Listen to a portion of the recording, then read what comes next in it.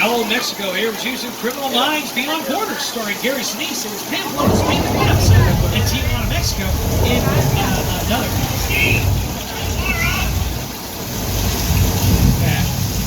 Lady Gaga filmed her Judas video right out there, and the whole area was turned into Peru for Indiana Jones and the Kingdom of the Crystal Skull.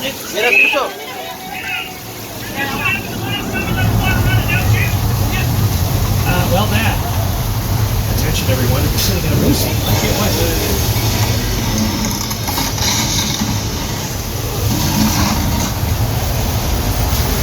And that is our flash flood simulation. I know you're all thinking the exact same thing right now. You people waste a lot of water around here. Actually, we don't. That is thousands of gallons of recycled water that's now being pumped back up the hill into a giant tank to await the next strand. Now let's take one last look at Old Mexico here before we cross the border. This area over on your left-hand side, you may recognize it because Jack Black spent some time here at the comedy Nacho Libre, and Chevy Chase, Steve Martin, and Martin Short took on the Band of El Guapo there in the comedy classic, The Three Amigos. And as promised, we've now crossed the border out of Old Mexico and into the Old West. We are now in the area known as 6 Points, Texas. Now, these are some of the oldest sets in our lot, some of them dating all the way back to the silent film era. Some of Hollywood's biggest westerns have been filmed right here, like Winchester 73 and The War Wagon. Some of Hollywood's most famous cowboys imposing on down these streets, like Kirk Douglas, Clint Eastwood, Jimmy Stewart, and of course the Duke himself, John Wayne. Now, this is a perfect assembly of facades and practicals as we, once we start passing through again. Look through the windows of some of these, you'll see that they lead to absolutely nowhere. You can see directly through the outside. Some of them, however, you can see the larger interior rooms on the inside. So facades and practicals. Facade falls front, only built the fronts and the sides. Practical means we can film on the inside now. Now, take a look at the doorways as well. You're going to notice something about them. You're going to notice that some of them are much, much larger than normal doorways, while others are much, much smaller. That was actually done on purpose. The large doorways were for the women, and the small doorways were for the men. Smaller doorways made the cowboys look bigger, brawnier, taller, and more imposing, whereas the larger doorways made our damsels look more petite and demure. In fact, if a damsel was as tall, if not taller, than her cowboy counterpart, they would actually dig a ditch in the dirt in the street and make her walk in that to ensure that he was always taller than she was. All right, our tour is now approximately at the halfway mark, so I just want to remind everybody to stay seated during the entire tour. The studio is private property, and if you drop your phone or just can't wait to use the restroom, pull the red cord to get my attention. I'll be back to assist you, but do remain seated on the tram. Now, over on your left-hand side, you'll see some of our newer sound stages, 25 to 26, right there on the other side of Park Lake. Now, it looks like they're doing something out there. Not quite sure what that is, so I'm not going to speculate. But over on your right-hand side, we're about to pass soundstage 50. Now, I'm going to have to turn my microphone down to about 50% because we do have some active production going on. You'll see some gray mobile bungalows on your right with what looks like a house, a wooden picket fence, and a backyard behind them. That is actually the set to Home and Family, which airs on the Hallmark Channel with its host, Debbie Bentonopoulos. They film here Mondays through Fridays, pretty much all year round. If you take a look to the left, where all the trucks are parked there, all of those structures behind them, that is actually, those are actually some more of the oldest sets in our backlot. That is the area known as Little Europe. Now, Little Europe was the setting for all of our Universal monster movies.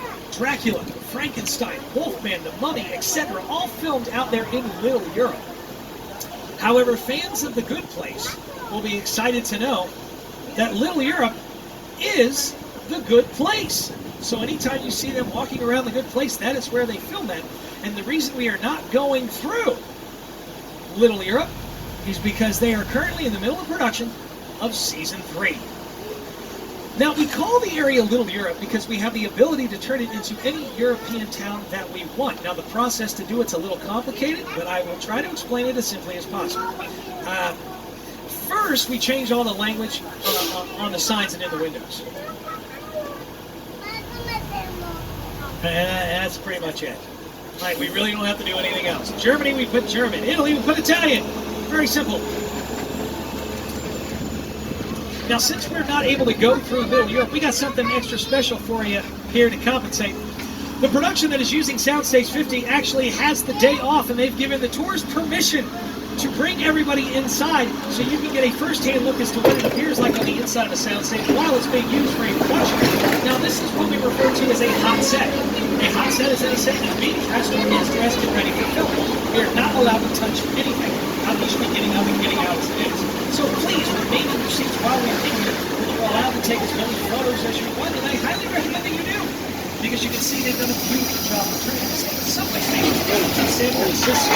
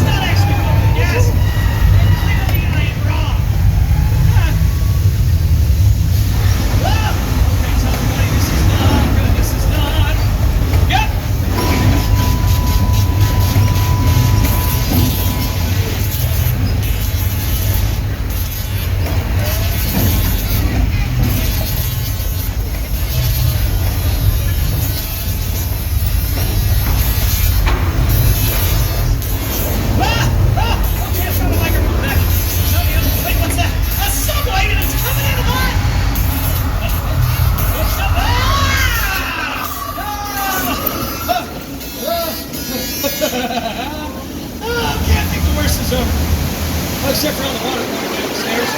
What is with all the water today? You gotta admit it, that's pretty bad. Ladies and gentlemen, you just survived the fight with Big One. Simulation of an 8.3 earthquake. Now, the effects like these take weeks to set up to film and edit before they are made into your air. The TV show Homes said we have this exact scenario happening in the crime scenes we would like to use. Soundstage 50.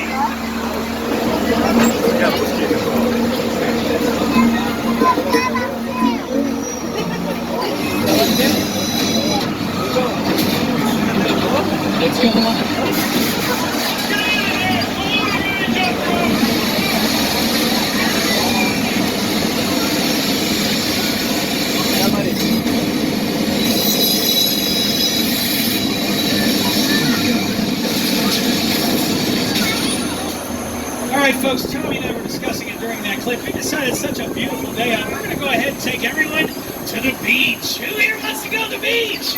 Because guess what? That is where we're headed. Specifically the beaches of Amity, which of course was the setting for Jaws, directed by Steven Spielberg. Now some of you may have heard a rumor somebody dumped some sharks in here. Absolutely no proof for those rumors whatsoever, except for that shark on that pole over there. A giant fin that's now circling in the water, wasn't it? Wait, what did you just say? Somebody... Wait a second. That's Steve! What? Hey, Steve! Hey, I don't think it's a good idea for you to be in there, man! What, you just gonna wrestle that shark anyway? Well, give me this!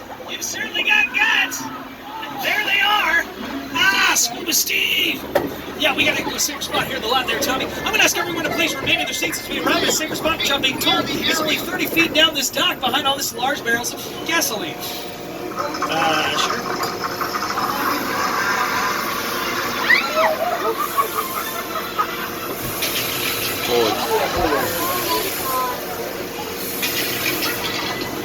졸랐다고 여기.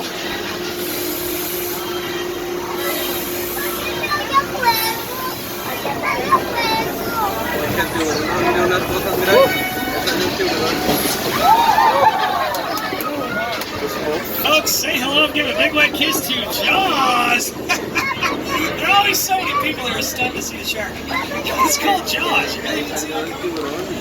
Now, our shark here works pretty much all the time. However, that wasn't necessarily the case with the shark Steven Spielberg used during filming. He had complete success testing his shark in Soundstage 21 and was very excited to get his new toy into the open water.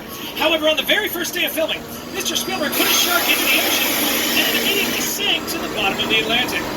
Mr. Spielberg forgot to account for the salt water. He had tested in fresh water, so the salt in the water shorted out the electronics, numbed up the gears, basically turning the shark into a boulder.